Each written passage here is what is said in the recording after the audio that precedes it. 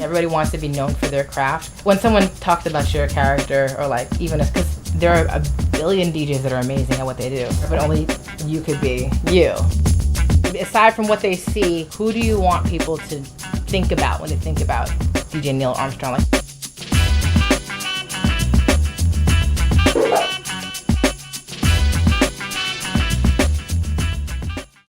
All right, so here we are.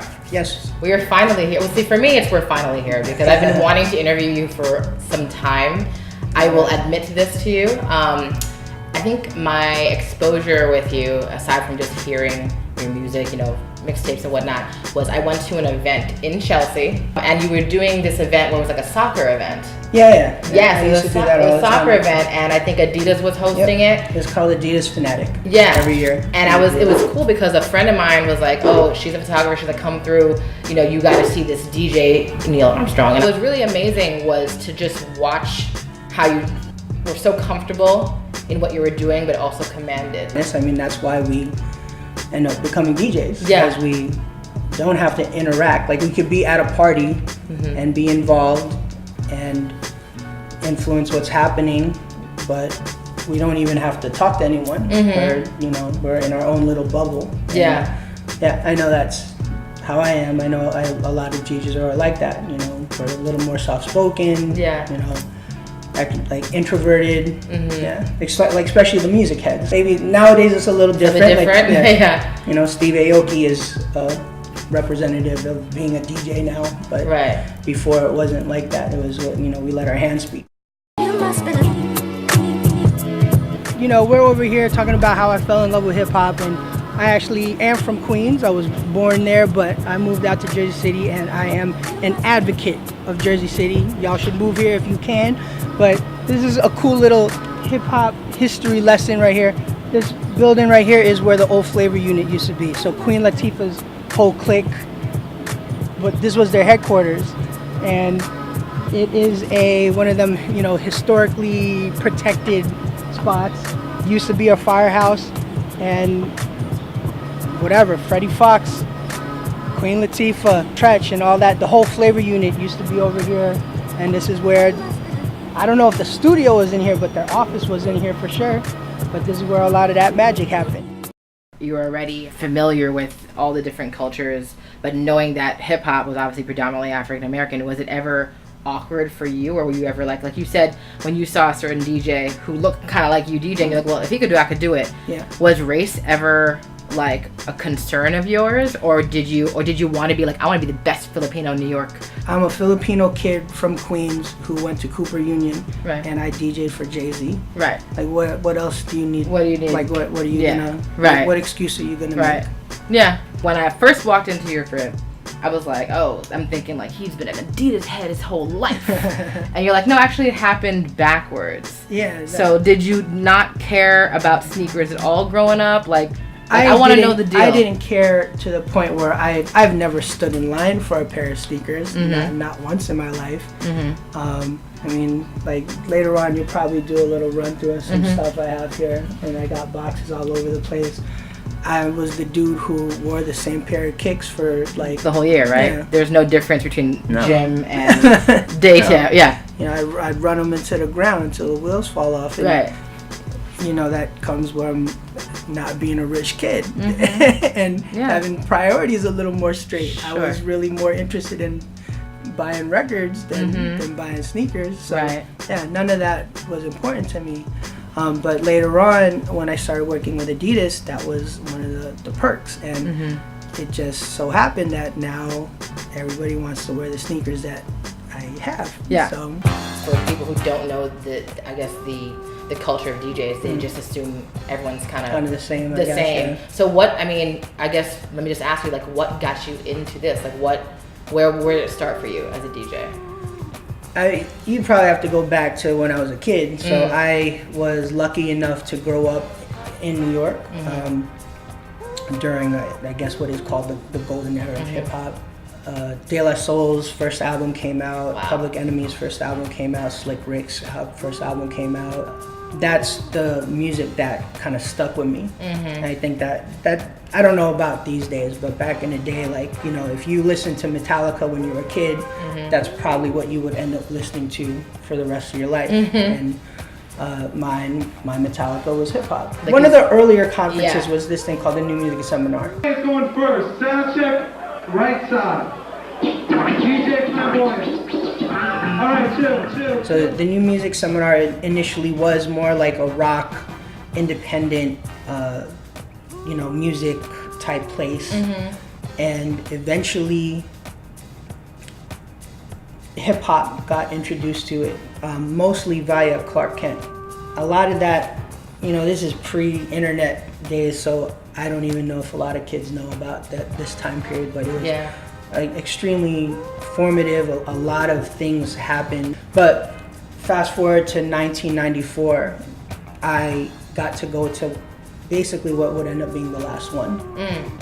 And that's where I saw Supernatural battle Craig G. I ended up going to that seminar. I met a lot of cats. Among the crews that I ended up hanging out with is the Arsonists. So I ended up kind of meeting up with them, meeting up a bunch of really big DJs at the time. I decided, I guess at that point, that I wanted to not just be a fan anymore and join. This is the glamorous or not so glamorous portion of being a DJ. You're doing something right now. That we're gonna talk in. We're gonna talk this in, everyone. But it has to be done. You know, we see DJs and it looks like they're spinning and they're doing this, but there's these technical buttons and whatnot that I'm sure if something is not working correctly, like a piano, right? It's not gonna work properly. I'm still running with a Rain 62. This was one of my sponsors back in the day. Unfortunately, Rain got sold, and I don't really know how well they're gonna do anymore.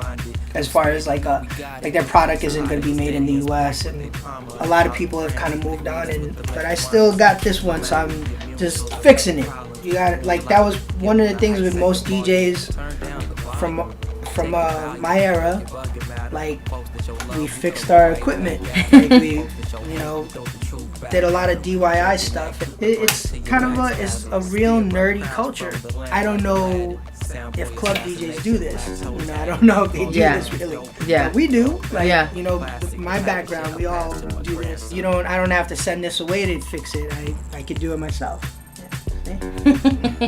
My long-term manager, Sky Galatly, he used to work at MTV, and he knew my stuff because he was on the servers. And, you know, and he had been a fan separately already. Essentially, there's a guy named Ashley Nichols who was Damon Dash's, I guess, like, personal assistant, road manager, and he would also take care of Jay sometimes.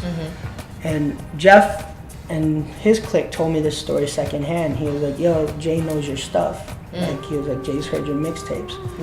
Supposedly, and I've never really repeated this in a interview. In a public forum. In an interview, because I still don't really believe it's ridiculous to me. Okay. But according to what Ashley Nichols told them, he was like, they said that when Jay heard how I made my mixtapes, which involved like a lot of like sound clips from movies and you know, to kind of interweave the story of the mixtape, he was like, this is what I want to do for like the Black album. This is what I want to do for this album. And my boy Daddy Dog, who was there, who makes fun of me for the Wu-Tang, you know, soft stuff, he was like, that wasn't Jay-Z, that was Jay-Zone. It was Jay-Zone who did it. And, you know, we'd just be laughing about it.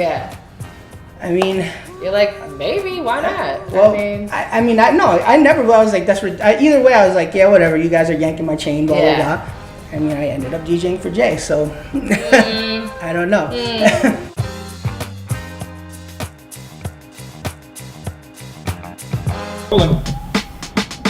I love this, by the way. I really do. I need you to tell me about Poe. What is this? Yeah, I need you to, what's going on? This is beautiful, really. I mean, even just with the backdrop, I want you to tell me everything. Well, this is my dog of would have now have been 18 years, I guess. But he passed away 2 years ago at the age of 16. So he's a senior dog that I've had pretty much my whole adult life. But he's been a lot of places as a little puppy. Basically, what ended up happening was he got diagnosed with kidney failure, and depending on what part of kidney failure you're in, like there's no cure. So I get this news about 2 years ago, and I decide, you know what, I am gonna do whatever I can to just have fun with this guy. Yeah. Me and my wife, at the time she was my fiance, we drop everything and decide we're gonna bring him to California to go swim, because he's never gotten to do that. His story becomes we call it Poda Dog's Big Adventure, and we give him his own Instagram. And initially, the only people that were following were friends of mine. We took a cross-country road trip across the U.S. that took about a month and a half, just to get this guy some adventures. We come back, and maybe like a month after we get back, his story goes viral. And about this, dog taking a bucket list road trip. And by the end of Poe's life, he went from, I don't know, obviously having no Instagram followers to having 130,000 followers. His story ended up getting picked up in, we had friends in Australia who saw us, Argentina. We were, of course, very sad and we missed him, blah, blah, blah. Of course, that's normal human feeling, but we tried to do something very positive with our experience and his platform. So me and my wife started fostering dogs and being advocates for shelter dogs. We got him from the North Shore Animal League. He was literally the poster child for what they're trying to do. Well, you mentioned DJ, and I'm scared to ask sometimes, but I'm gonna just ask you. Alright. Do you consider all DJs that call themselves DJs? That's a good question.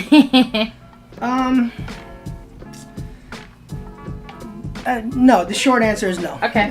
The short answer The shortest word. But I am not one of the more critical people or the, bitter people. I still think there's a place for different types of DJs and, whatever. It does get difficult because, we believe, or we like to think that things that we do, it's like a meritocracy, right? No matter what we do. Yeah. We would like to think that, like, the best camera dudes, the best, they're the ones who get paid the most. Yeah. But no, it's who you know. Yeah. Like, Another no. Yeah, who you know. It just doesn't, that's the reality. We don't live in a bubble where it works that way. So there's definitely DJs out there who are not my favorite, and that I don't think Paris Hilton should be getting paid a crap load of money to DJ. Sure. But she does. Yeah. If she wants to call herself a DJ and people want to believe it, I mean, I can't really argue that either. But what would you call him? Like, if you could make a word up? Man, that's really tough. And not even. I mean, to be the mean. term is celebrity DJ. A lot of those guys, as far as that, that's actually very nice of you to say. That's very nice. They're celebrities that also happen to DJ, and there is a valid place for that. I get it. Yeah. There's a place for it, so I understand. But it does suck because there's a lot of people who actually, do this craft, die for it, and they'll never either never get known or never get compensated in that way financially. Yeah. So it's a tough pill to swallow. Yeah. And then there's just other people who don't really do all this stuff that I do. Like, they don't fix their mixers, they just buy a new one. Yeah. they don't collect records, they don't do all this stuff, and, but this is my kind of DJing, and I'm not necessarily going to dismiss what everyone else does. Right. And short answer is definitely no. There's people out there who are famous for DJing that probably have no business. Right. Questlove told me this story. So Questlove was the music director for the first tour with Mary. So this was the first time that Jay was officially incorporating a band. Like he had done stuff with American Gangster, and he did like, you know, one-off type stuff, and of course on the Black album, like when he retired, right, I remember. The band. I was part of the band, the Rock Boys, part of them, and Questlove was on the thing, and he was like, you know, a lot of people feel like the underground won. That with you being Jay's DJ, they feel like you know, yes, the underground. We got someone from, you know, who came up with us, and he made it. You know, I guess at the time it would have been made more sense. Maybe like if it was a Clue, it was someone like like the, you know, like the G Unit dude, like Cool Kid, like someone like that. No, it was you. Who was not. It was so far removed from that stuff that I didn't even listen to it. You know? So that's dope. Who do you want people to think about when they think about DJ Neil Armstrong? Like who are you? You know what I mean? Like aside from what they see, but as far as like your personal message, like what do you want to kind of like, you know? I would hope that people kind of just look at everything I've done and put it together, and you know, it's the sum of what I've done. Caring for Poe the dog and trying to turn that negative into a positive, and you know, losing him and fostering animals, you know, not being a typical, you know, when people still think of a hip hop DJ, I'm sure they have something in their head. I don't fit that. Right. And for anyone. Right. For Asian kids, for black kids, for Latino kids, for anyone. But I would like to think that I've broken stereotypes and expectations and made people think. Like what it is. Like what it is to be a hip hop DJ, what it is to be human. Right. You know, all that type of stuff. You know, just be like, you know what, that Neil guy was a pretty nice dude. He was a really cool dude that really wanted to be out there to make other people happy, and you know, with his music, and I appreciate you for allowing us in your crib for hours upon hours. His wife is probably like sweating. Sweating. We've been sweating all day long. But not for real, you know. And you know, I'd love to come out and see you rock again, you know, at some point soon. And thank you again. Awesome. So that's it. It's your girl Raven, DJ Neil Armstrong, who's now turning on the AC because it's hot as balls here. And we're out. Peace. Looking so out of control. I am the fittest, sipping ice, ginger liquids. The kid is sick with it. Why shorties wanna mix with them? Caddy's topless and everybody listens. Tell me when to go. E40's got the biscuit.